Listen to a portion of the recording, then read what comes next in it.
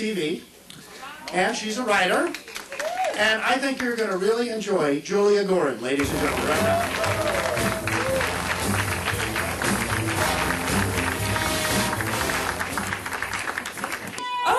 Sounds like we have about 50 states represented here. People, did you ever think we would see the day? A room full of Republicans in New York? It's like surreal, I'm telling you. I mean, God bless Martin Luther King. It's in the tradition of what he fought for that today even Republicans in New York feel we can come out of the closet. Man. I mean, it is not easy being a minority Republican in New York. And now me, I'm Jewish on top of it, if you couldn't tell. So I guess I'm not so much a minority as an extraterrestrial.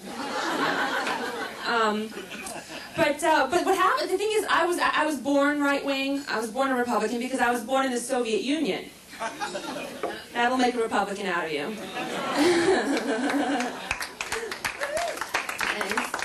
But the funny part is that my family was able to come over here because of the efforts of the American Jewish community, which is like all liberals.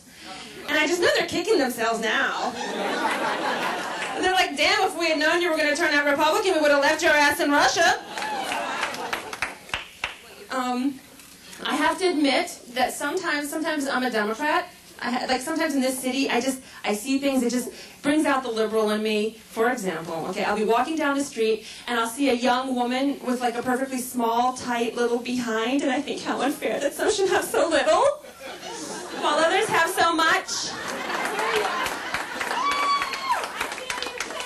Who feels my pain? Who feels my pain? Well, agree with me, this is the only time I ever feel like sharing.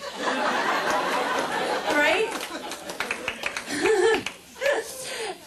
My female friends who are Democratic, because we have, females in New York tend to be, anyway, they're panicking. They're worried. They're panicking that George W. might get reelected. Yeah, I love you people. I love you. Oh, God bless you people. Oh man. But listen, so they're like, oh my God. What's going to happen to health care in this country? What's going to happen to women's rights? And what's going to happen to abortion rights? I'm moving to Canada. Canada has nationalized medicine. I'm going to Canada. So I tell them, go on. Go to Canada. You can get an abortion over there, but the waiting list is 9 months.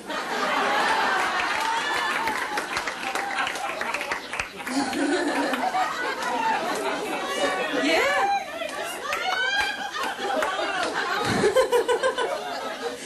My commiserator on the Tushies is laughing over that one.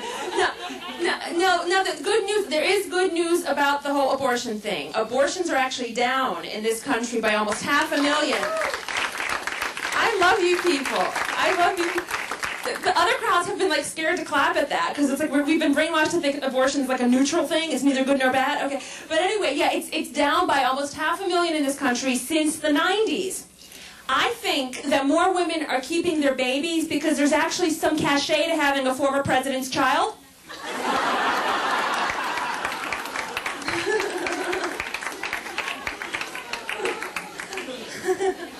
Now, do you guys remember the term Reagan Democrats? Yeah. Of course. Okay. Yeah. You can clap for those people. They got. Wait. First, do what? Yellow dogs, they were called? Yeah. Well, okay, what did you say? Maybe I heard something for that. We became Republicans. Oh, that was, you were a Reagan Democrat. Oh, God bless you. So now you're like a Bush Democrat, or you're just a Republican? You became a Republican, you just said. Oh, God bless you. Okay. Well, here's the phenomenon now is, instead of, what we have then Reagan Democrats, now we have the post-9/11, oh my God, I think I might be Republican Democrats. Do you know these people? They've been converted. And now I'm just hoping that it translates into Bush Democrats. That's what I'm hoping for. I'm not even asking for more than that. I just want some Bush Democrats. But the thing is, I'm really I know you guys are going to feel my pain. Okay, I'm tired of people thinking that they're actually smarter than George W. Why does everyone in this country think that they're smarter than that man? like, oh, you know, he's not intellectually curious. You know. Personally, I prefer intellectual certainty, but that's just me. And then they say things like, oh, he's not introspective at all. He doesn't lead a self-examining life. This is not true, okay? Men like George W. and men like Ronald Reagan, for that matter, they've looked inside. They have, and they found that the enemy is on the outside.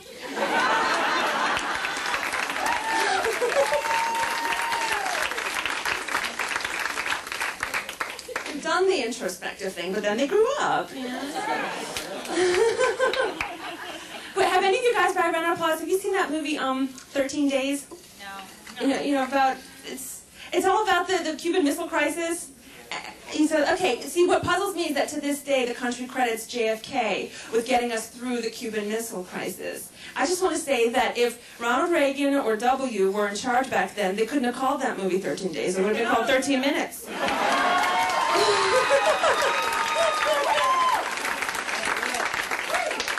half a day. Half a day, my God. Yeah, JFK got us through the missile crisis, just like Bill Clinton got the country through Monica Lewinsky. Pulled us through. Just like David Dinkins got the Jews through Crown Heights. Yeah. Okay. Whatever. So what else? Oh yeah, the celebrities are going nuts. They're, as we know, going nuts. They've been nuts, but you have like Sean Penn in Baghdad, all political and whatnot. Yeah, okay. Then you have what's her name? Drew Barrymore's getting on candidates' press buses and taking interviews for some political documentary or something. And it's like, thank you. I should let you guys do all the work for me here.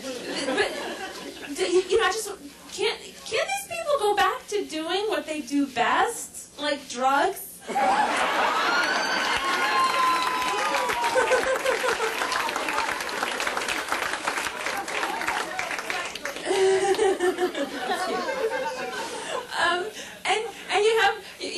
you have people. Do you remember they were making fun of my Georgie? Well, the first time he was running, they were saying that he had limited world travel experience, so he couldn't be president.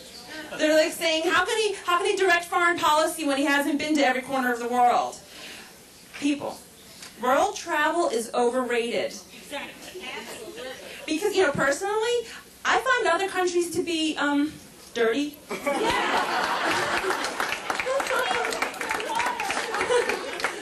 I mean, there's really no need for other countries. I mean, we've got them all in Vegas. We got the Monte Carlo. Who? What? And New York. And in New York. Well, yeah, you have like an international flavor here, yeah. But over there, you really have them. I mean, you have another Statue of Liberty over there. You have the Eiffel Tower over there. You have the pyramids over there. Whatever these other countries got, Vegas built. You know, Vegas didn't think of it. It must not be that important.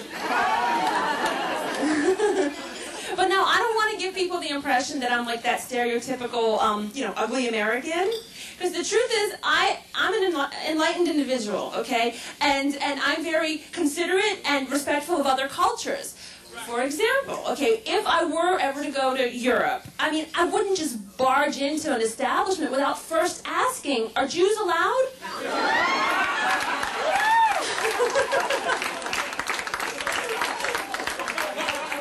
You gotta respect other people's culture.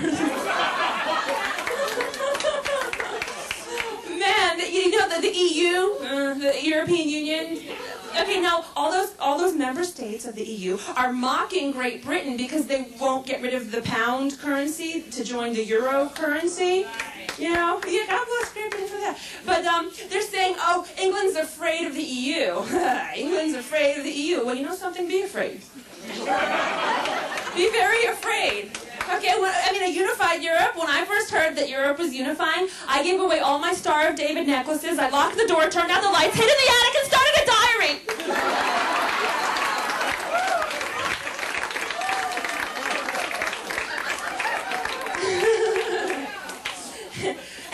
and wait, speaking of currency, what's going on with our $20 bills?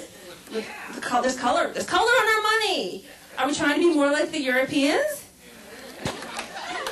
And then the Europeans and our Democrats here, they all went crazy when something about the missing knickknacks from the museum in Baghdad. Remember that? I mean, I don't want to call them knickknacks. I don't want to diminish what it was, but my God, the international outrage. I mean, it's like, okay, fine, liberation from decades of human oppression and suffering, but you didn't say it was going to come at the expense of the tchotchkes.